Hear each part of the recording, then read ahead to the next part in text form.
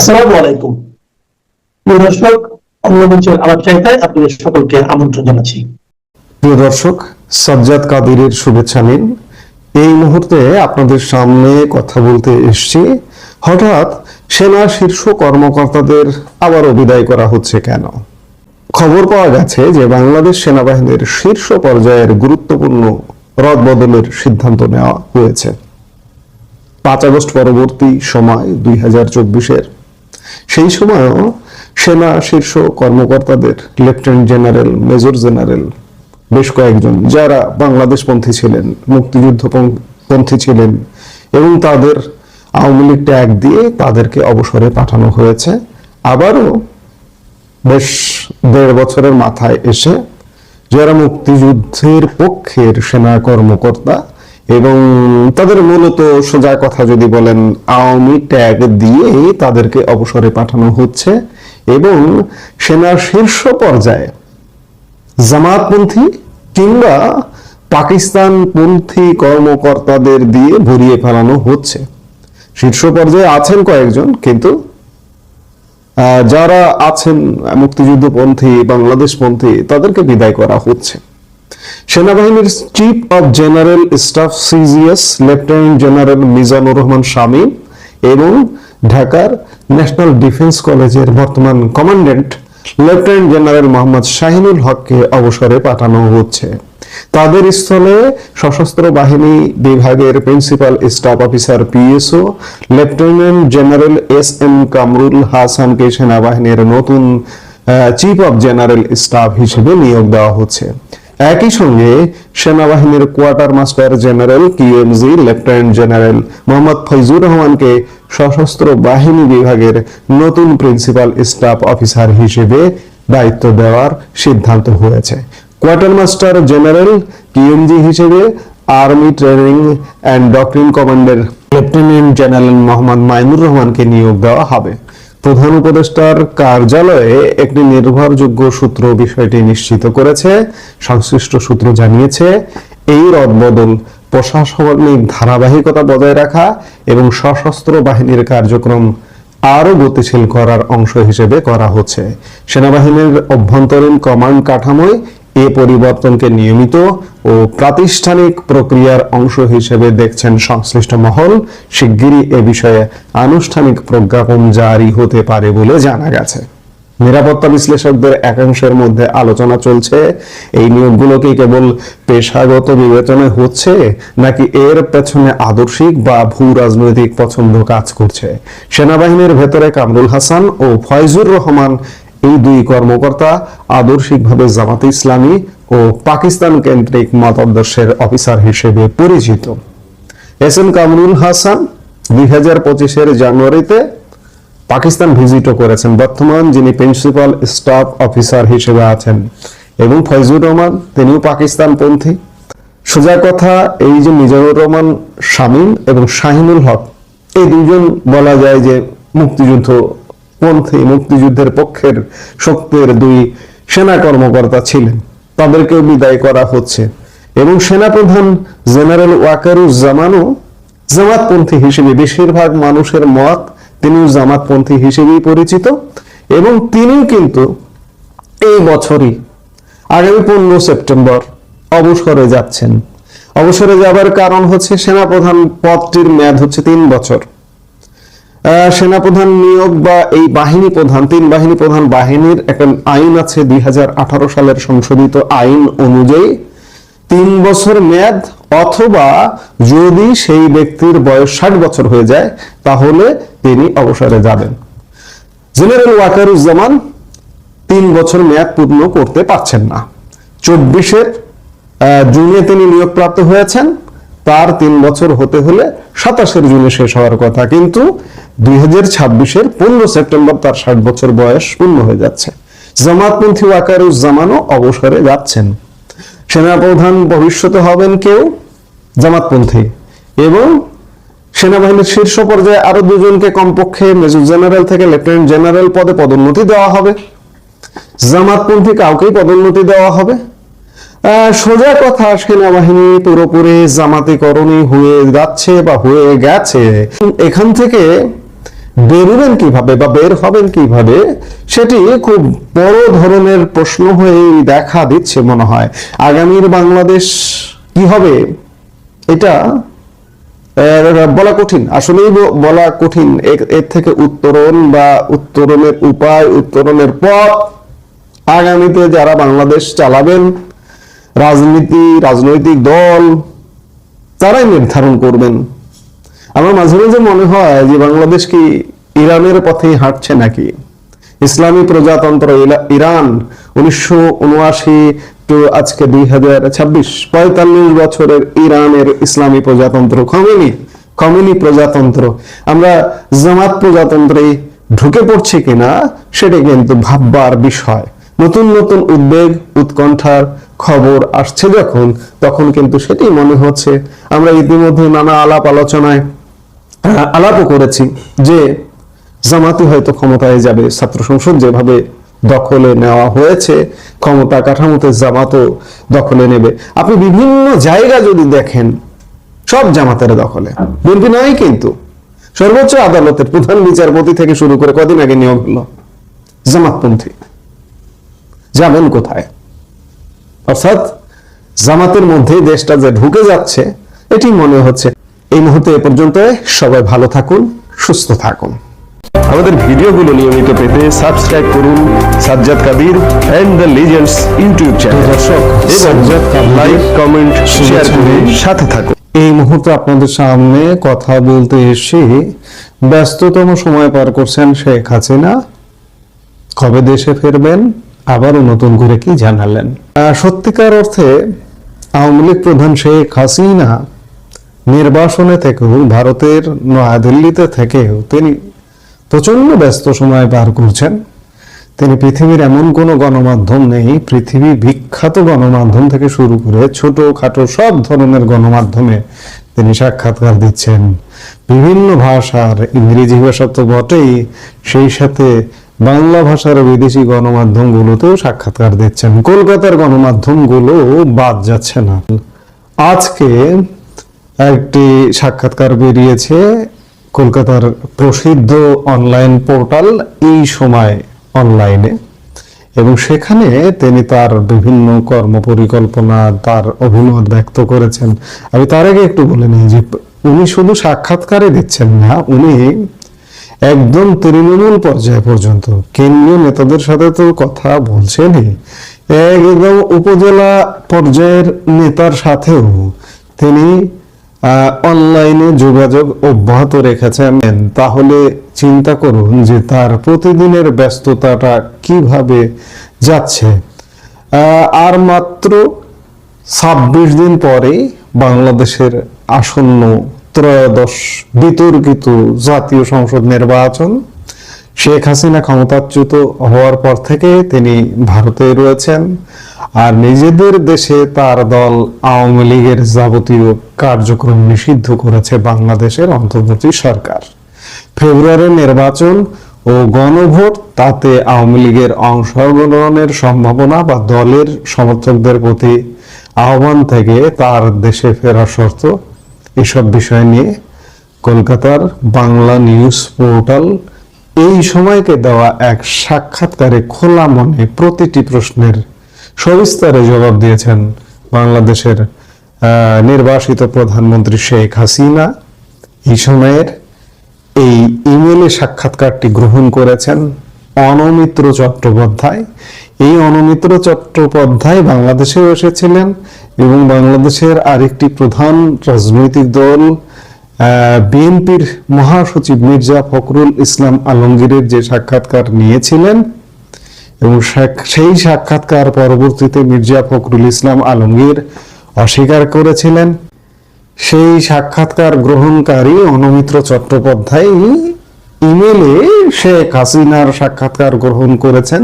আমরা সাক্ষাৎকারটা নিয়ে মূলত আলাপ করতে চাই।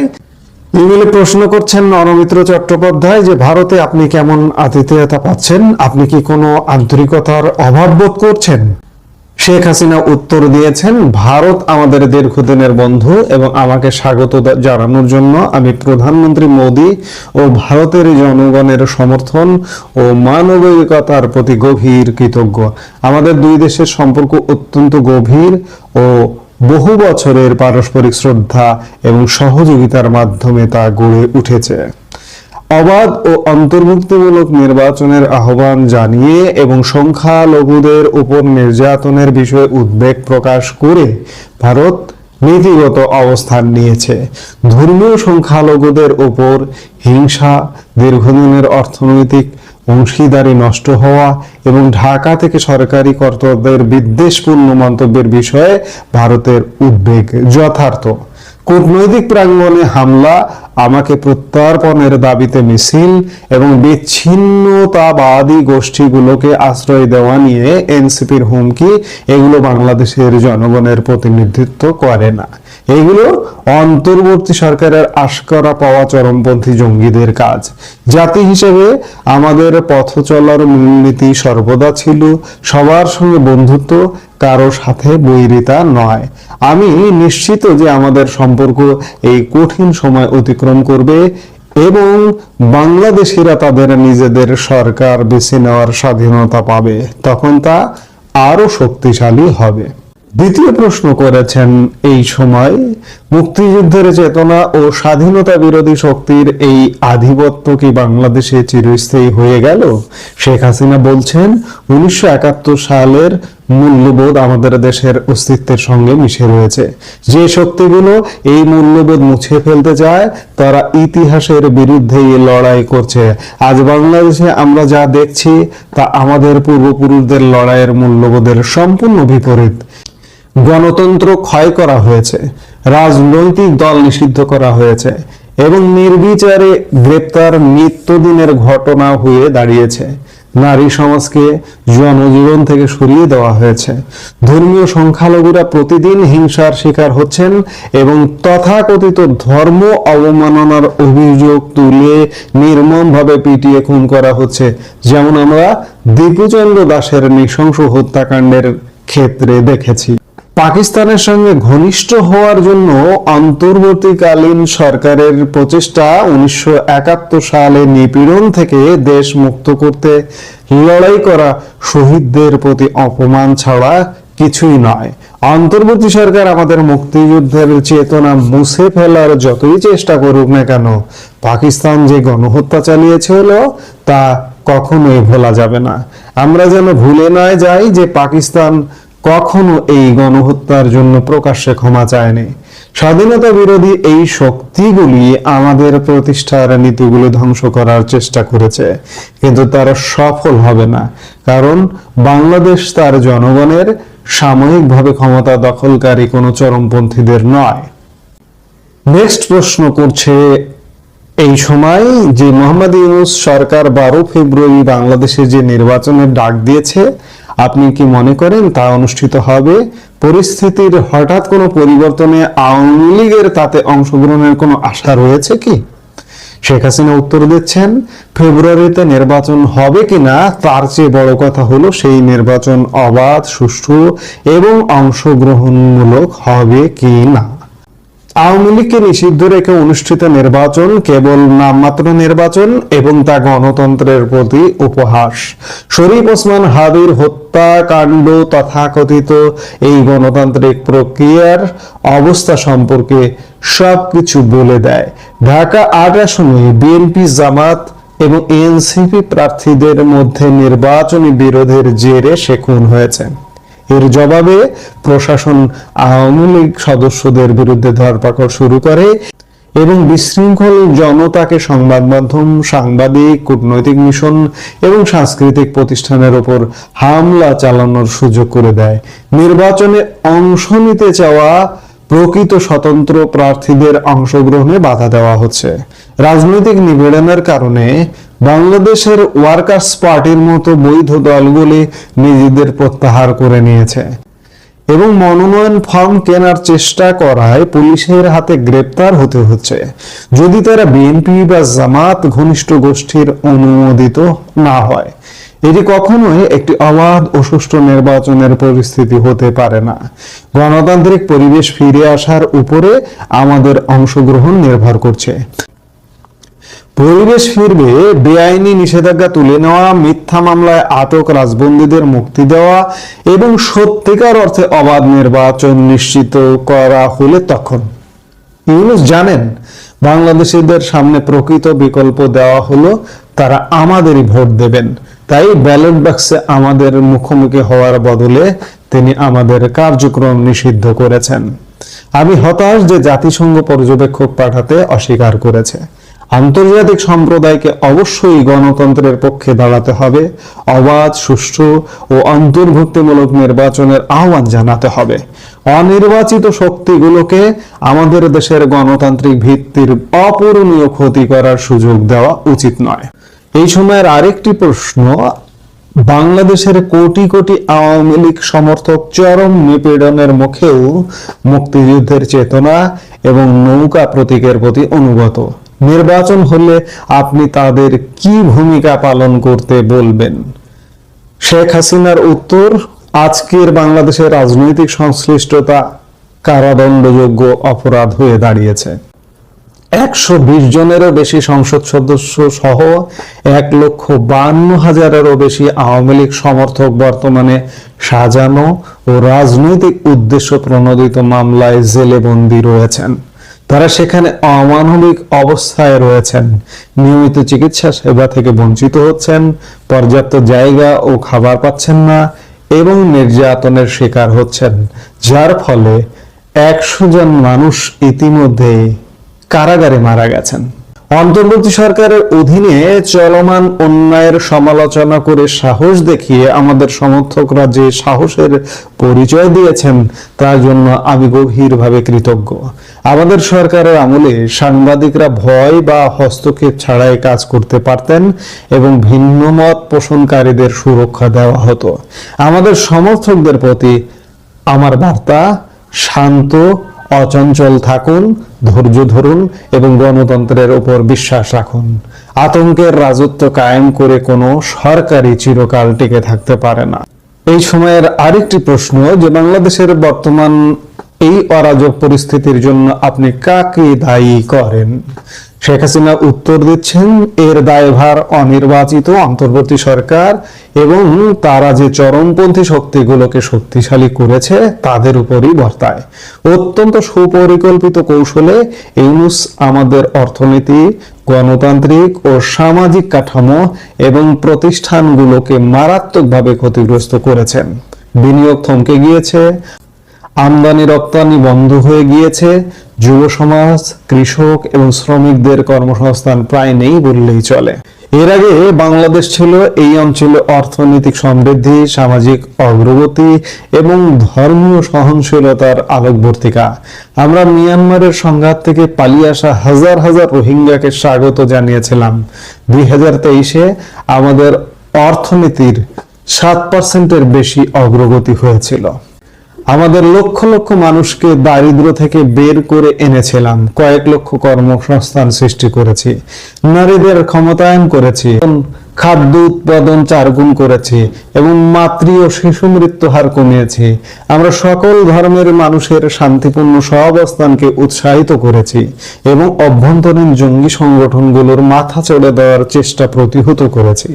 সেই সব অগ্রগতি আজ ধ্বংসের দ্বার প্রান্তে। শৃঙ্খলা ফিরিয়ে আনা এবং বহু প্রতিশ্রুত সংস্কার করার পরিবর্তে অন্তর্বর্তী সরকার অসাংবিধানিকভাবে আমাদের দলকে নিষিদ্ধ করেছে, মিথ্যা অভিযোগে হাজার হাজার নির্দোষ মানুষকে আটক করেছে, সাম্প্রদায়িক হিংসাকে বৈধতা দিয়েছে, সাজাপ্রাপ্ত সন্ত্রাসবাদীদের জেল থেকে মুক্তি দেওয়া হয়েছে এবং হিজবুত তাহরিরের মতো নিষিদ্ধ সন্ত্রাসবাদী সংগঠনের জঙ্গিরা এখন মন্ত্রিসভায় বসে আছে, অথচ জেলখানায় ভরে রাখা হয়েছে আওয়ামী লীগের সদস্যদের।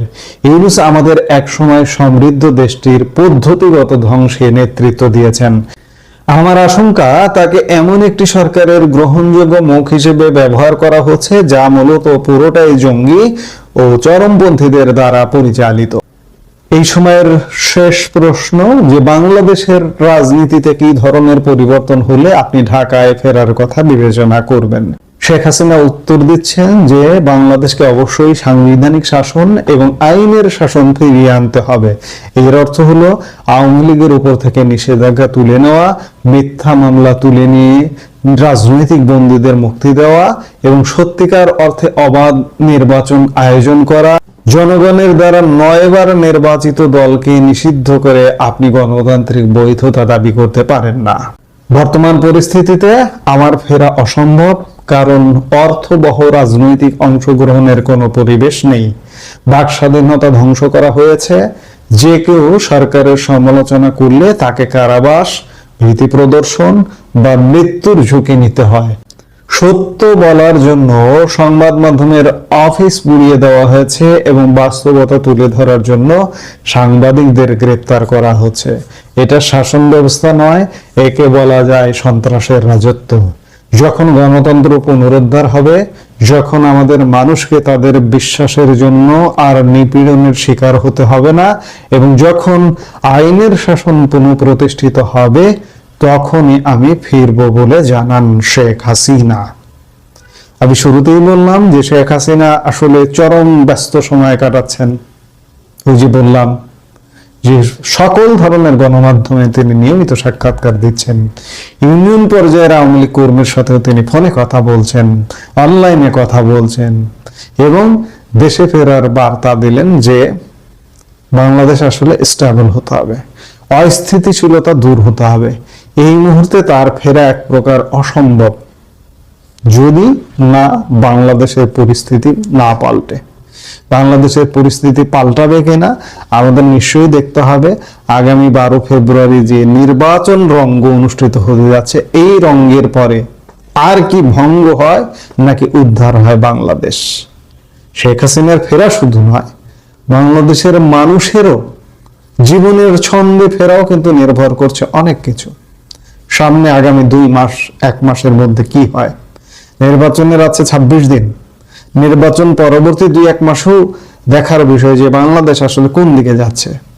বাংলাদেশ কি এগোবে নাকি পিছিয়ে যাবে। সেই বিচারে শেখ হাসিনার এই সাক্ষাৎকারটি যথেষ্ট তাৎপর্যপূর্ণ বলে মনে করছি। প্রতিনিয়ত এমন সাক্ষাৎকার দিচ্ছেন, তারই একটি সাক্ষাৎকার এই সময় অনলাইনে দিলেন তিনি। এই মুহূর্তে পর্যন্ত সবাই ভালো থাকুন, সুস্থ থাকুন। আমাদের ভিডিওগুলো নিয়মিত পেতে সাবস্ক্রাইব করুন Sajjad Kadir and the legends YouTube channel এবং লাইক, কমেন্ট, শেয়ার করে সাথে থাকুন।